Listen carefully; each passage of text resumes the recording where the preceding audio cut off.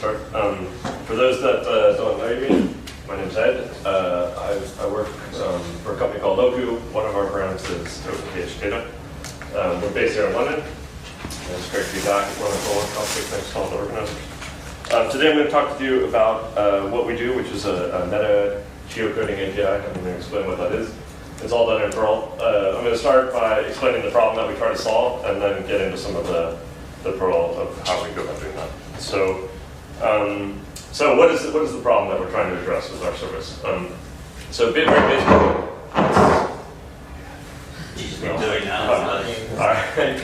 very basically, we're trying to help people ask the question of where they are, where are we?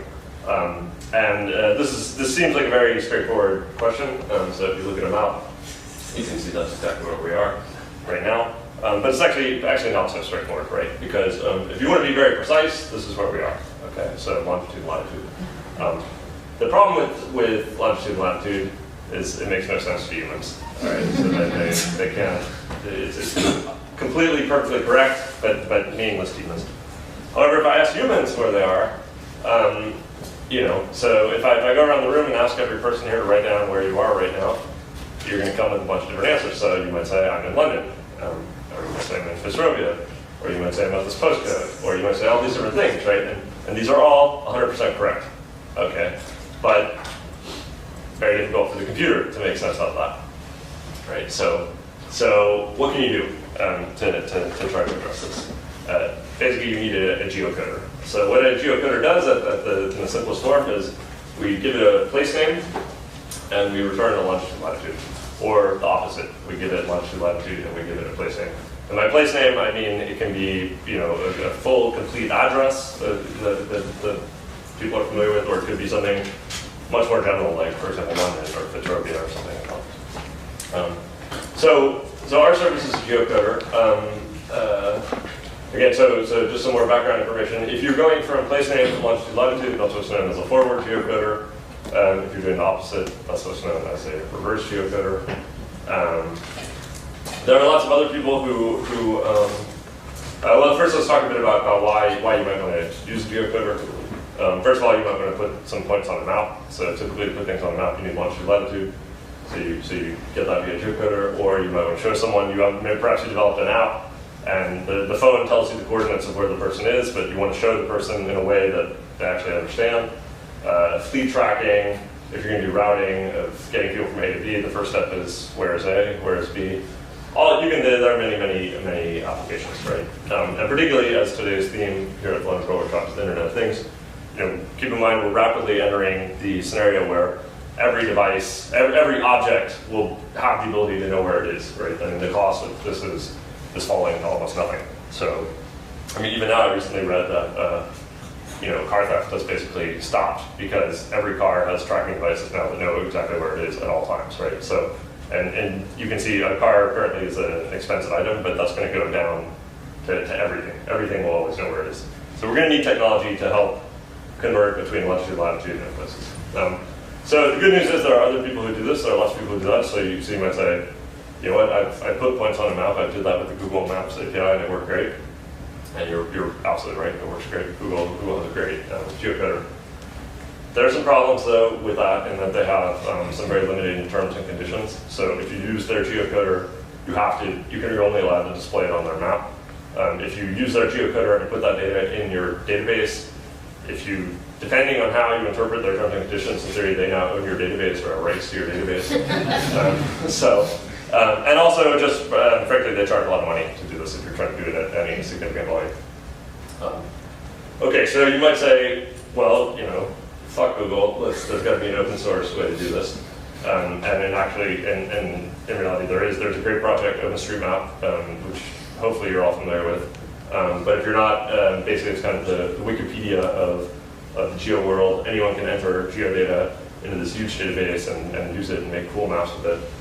If you go to OpenStreetMap.org, you should check it out. Also, quite interesting, it was actually invented here in London 10 years ago by a student at UCL, a few streets away from here, because he was so fed up with the terms and conditions of Ordnance Survey and the cost of doing it.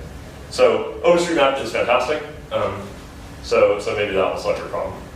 But the problem with OpenStreetMap is that OpenStreetMap does run some servers that you can do some geocoding against, but it's kind of an open source project, and they don't have a robust enterprise kind of offering in there, because it's all kind of run by volunteers. So they explicitly say, do not use our service. Use our service for testing, but not for any kind of high volume test stuff. And then the other downside of OpenStreetMap is, in some parts of the world, it is utterly phenomenal, like here in London and much of Western or Northern Europe or parts of the US. In other parts of the world, it's absolutely terrible, right? Because it's basically wherever volunteers have gotten around to putting in data. And so it can be highly variable what's in there. Right. So that's where we enter in. So our brand is OpenCage, and we're trying to do basically offer the best of all worlds, right? So we offer one API that you can use that behind the scenes we query OpenStreetMap, but we also query other various open geodata sources. So you get the data truly as free data in the sense of freedom. And then we offer a lot of annotations and a lot of other things that we think helps really enhance this data. So I'm going to explain a bit about what that is and how we do that using Perl. Okay, so this is a highly complicated technical diagram that explains exactly what we do. So basically, we have one API that you query, and behind the scenes, we're querying. All of these are various different open, well, not all of them are open, but many of them are open geocoders. So for example, OpenStreetMap, various projects like Data Science Toolkit. I don't know, if you're in the geo world, you may be familiar with some of these. If you're not, you may not. For example, Quattro Shapes is made based on data that was user uploaded data to Flickr, which they then made available.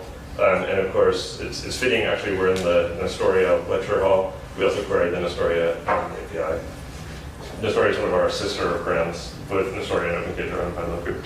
And at Nestoria, we spent a lot of time building geocoding technology, especially for markets like India and Brazil that we're active in. Anyway, so you query us, we query all these, we aggregate the answer and send it back to you.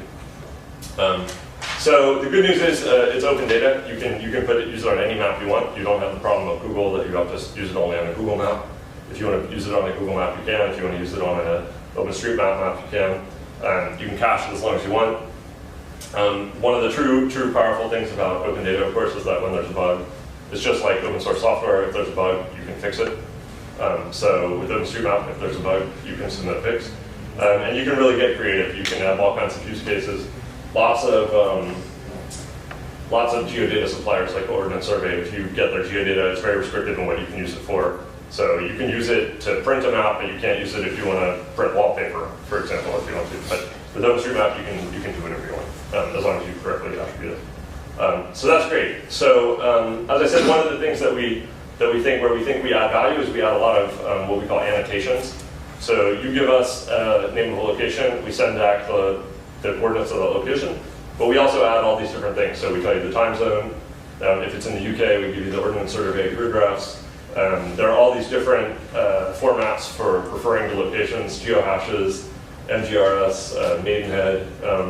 There's a service called What 3 Words, which has chopped the entire word up into tiny grids, 3 meter by 3 meter. And to each grid, they've assigned a 3-word code. So the idea being that people are very good at remembering words, but very bad at remembering numbers. So we give you phone calling codes. And actually, just yesterday, we rolled out another one that I haven't put here yet. We give you the time of sunset and sunrise at that location, all these kinds of little things. So the whole value proposition that we're trying to present to the user is you have all the power of OpenStreetMap, but we also give you all these little bits that save you time as a developer, so that it's much faster for you to build whatever you're trying to build. So please check it out. Go to opencagedata.com and sign up and start geocoding. And now I'm going to talk about some of the Perl behind the scenes. So of course, it's all built in Perl, so the first thing we did was also release a Perl module that you can use to query the API. We try to make it as simple as possible, so this would work. You'll need an API key, is the only thing, so, and away you go, and you'll get a result, and you can be able to spit back some answers, so have fun. This is an example of reverse geocoding, where I'm giving latitude and latitude. Obviously, you could also put in name of location and things like that. the basic query is quite simple, but if you want, we offer all kinds of other different parameters that you can put in as well, like restricting it to a certain bounding box and things like that. One of the things where we think we really add value is the formatting. So in OpenStreetMap, one of the challenges is people are putting in lots and lots of data. So as I said at the beginning, if I ask you all where we are, you'll probably give us 30 different completely correct answers. Okay, so this is the result you'll get in the result that you'll get of the previous query. You'll get all of this, and all of that is absolutely true. We are in England, we are in Fitzrovia, we are at the University of Westminster, and we are at that postcode. Right, but you'll need, but you then face the challenge of how do I show that to a human in a way that they actually expect, right? So we've actually built some code to do that as well. Here in the UK, it's fairly trivial. If you're in one country, this is fairly trivial because you can know the rules. But if you're trying to do worldwide, this is a nightmare, right? Because these are correctly formatted addresses in many different countries, and as you see, every country has their best way of doing it, right? I don't want to say one way is better than the other, but each country has some countries have states, some countries have abbreviations of states, some countries the house number goes first, the street number, so that's kind of a nightmare, right? So we built GeoAddress Formatter. So if you'd like to help us on that, GeoAddress Formatter, interestingly enough, is first we built a set of templates which are called the address formatting templates, and those are mustache templates that are completely programming language independent. And then GeoAddress Formatter is the Perl formatter of those templates. And so we work on and have been adding tests and all these kinds of things to the Perl implementation. We would also love to see implementations of the formatter in other languages if you want to try your hand in another language besides Perl. Or if you'd like to help us on the Perl side of things, please check out GeoAddress Formatter.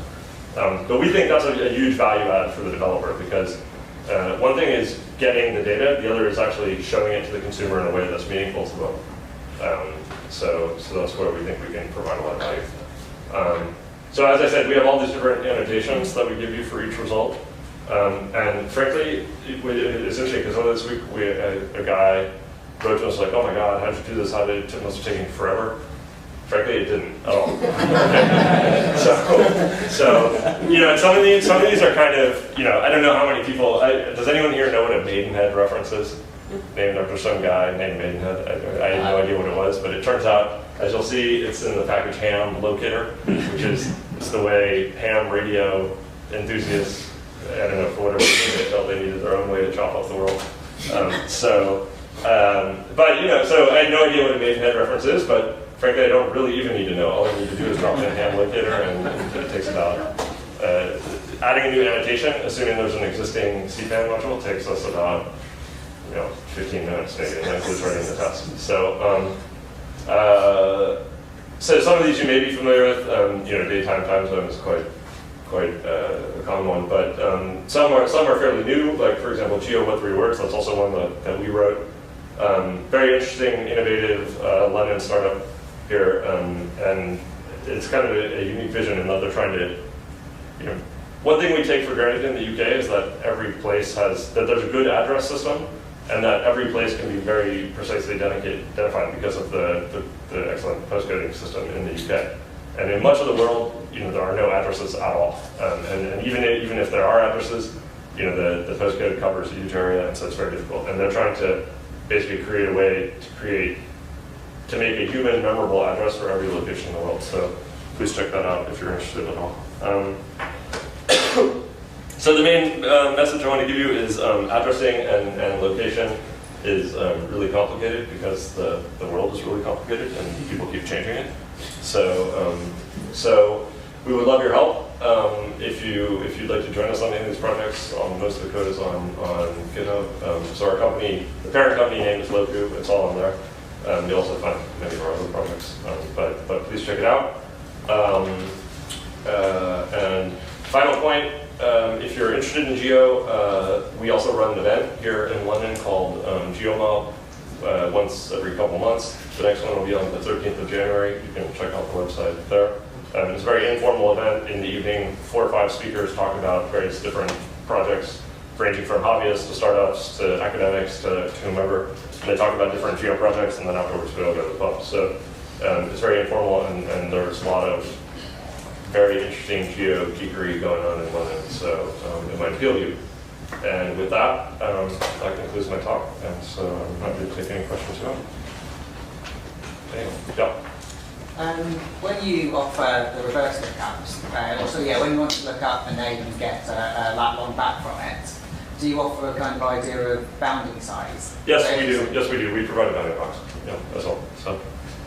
So it's always a bit tricky, right? Because so very roughly, well, location has some crazy form, and then we make a box around that, and so there's always up to some interpretation. Like if I ask you, what's the bounding box of London? Yeah. For some people that's this, for some people it's like it's zone 1. It's so and then you also have the situation of you have like I don't know what's a good example, like a city that's on one side of a river and not on the other, right? And obviously the bounding box is going to very different scale, whether it's England or whether it's postcode, it's this legal.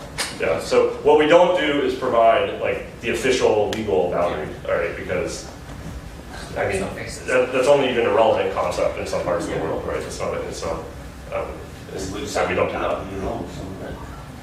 Sorry. How do you handle similar names? I mean, every English-speaking country has a city called London. Oh, we just pick one, and we have the one true one.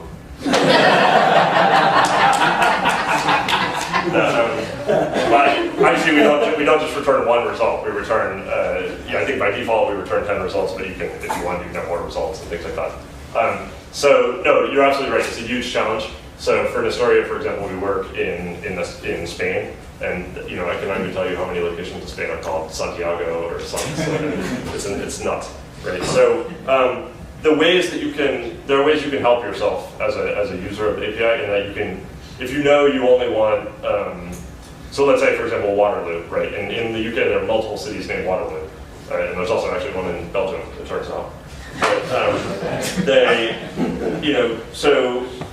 if you're interested only in the Waterloo in London, if you restrict your bounding box to London, then we'll give you the one in. So if you can tell us, you can give us hints like I'm only interested in things in this country, or you can give us a bounding box or things like that, and then that way we can try to do better. But fundamentally, we give you back the answers we think are relevant, and then you're going to have to choose based on your application.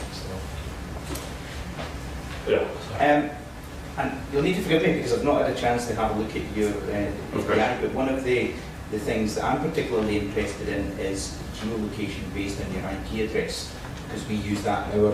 Right, so we don't have that. We don't have that. There are, we'd be very open to... plans to add that, or do what? Do you have any plans to add that? We don't, I mean, in that, look, conceptually it'd be a great thing to add, but we need the database of IP addresses, right? Yeah. And so I know there are some open source projects around that, but fundamentally this is like so that possibly could be something that could be a mini project as opposed to... It could be. Technically, I don't think it's a hard challenge. The question is how do you get the data? Yeah, it's the data that's right. So until that data magically appears, I don't know how we're solving it. So you can't just make it all up, can you? Yeah. So, but I mean, I do take your point. There's nothing more annoying than you're like surfing the web and you're like, you see some ads that like, I don't know. The reason I ask is because the likes of MaxMind, who are probably one of the leaders, are notorious for getting the boundaries wrong of countries and stuff. And that's a problem when it comes to things like regulation, where you're blocked for particular things. I'm working on gaming, and so you're blocked in certain countries. Oh, right. Yeah, you can say, I'm on the border of such and such, and I'm and we go, well, eventually, obviously. It's very well the kinds of things that are implemented at sort of regulatory blocking. Yeah. Don't like open data sources where I can go and say, yeah, that block is buggy. I'm really in the United States, and you should really stop the Game of Thrones. Yeah. All right. Well, I can tell you, gentlemen, should come to GeoMap because there are endless. So yeah. It's an interesting question, though. Yeah. So what do you got? Especially. Do you do anything with the historical names, like for Leningrad? Would you know that? Sorry, I'm quite hard of hearing. So. Do you have any records of historical names?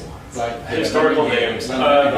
Right. So I don't. So right now we just so we don't have our own data, right? We're just querying these other data sources. So I don't know. In OpenStreetMap, there is a whole branch of OpenStreetMap about historical data, historical mapping, and I mean not even just like way in the past, but like imagine a building gets knocked down. You know, is there a way to like see what was there, kind of a time machine kind of thing? So there are people working on that. So you know, we don't have our own data; we're just querying their data.